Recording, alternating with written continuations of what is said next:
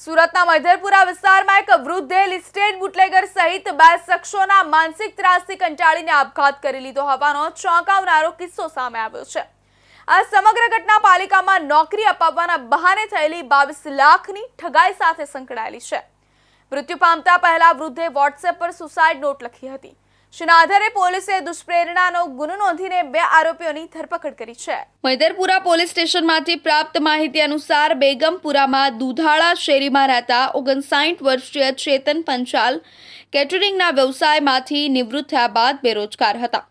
આશરે 6 મહિના પહેલા તેમને એક અજાણ્યો શખ્સ મળ્યો હતો, જેણે સુરત મ્યુનિસિપલ કોર્પોરેશન એસએમસીમાં વહીવટ કરીને નોકરી અપાવવાનું સેટિંગ કરી આપવાનું કહ્યું હતું।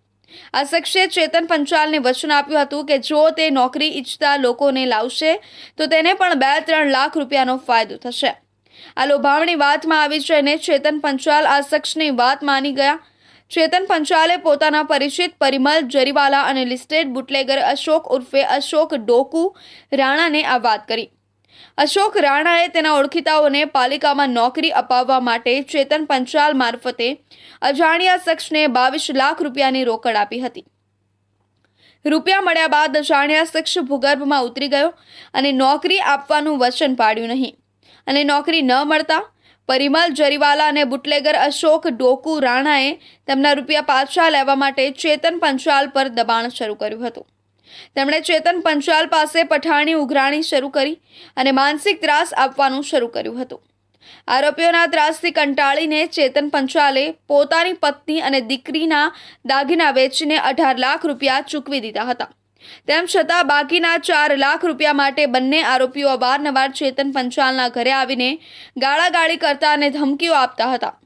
તેમના ત્રાસથી ચેતન પંચાલની પત્ની પણ બીમાર પડી ગઈ હતી અને તેમને હોસ્પિટલમાં દાખલ કરવા પડ્યા હતા। मैदरपुरा विस्तार में एक आदमी जिनको पैसे जिनसे लिए थे नौकरी देने के लिए, उनके मानसिक त्रास के कारण उन्होंने सुसाइड किया है। तो केस ऐसा है कि एक मनुष्य जिन्होंने 2 लोगों से लगभग 22 लाख रुपए लिए थे, यह कहकर कि उनकी एसएमसी में जान पहचान है और वह उनको नौकरी एसएमसी विभाग में दिलवा सकते हैं, परंतु कुछ कारणों से वह नौकरी नहीं दिलवा पाए और पिछले काफ़ी समय से अपने जो पैसे 22 लाख रुपए हैं उसकी वापसी के लिए वो 2 मनुष्य जिन्होंने सुसाइड किया है उस पर मानसिक त्रास दे रहे थे।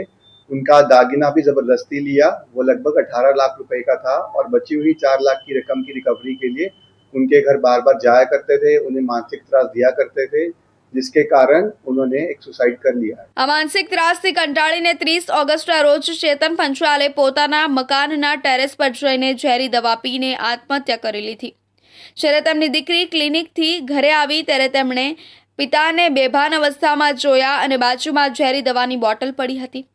તેમને તાત્કાલિક ખાનગી હોસ્પિટલમાં સારવાર માટે ખસેડવામાં આવ્યા, જ્યાં સારવાર દરમિયાન તેમનું મોત નીપજ્યું હતું। મૃતક ચેતન પંચાલે આપઘાત કરતા પહેલા પોતાના મોબાઈલના વોટ્સએપ પર પુત્રને મેસેજ કર્યો, જેમાં એક સુસાઇડ નોટ લખી હતી, જેમાં તેમણે પરિમલ જરીવાલા અને અશોક ડોકુ રાણા દ્વારા રૂપિયા માટે આપતા ત્રાસનો ઉલ્લેખ કર્યો હતો।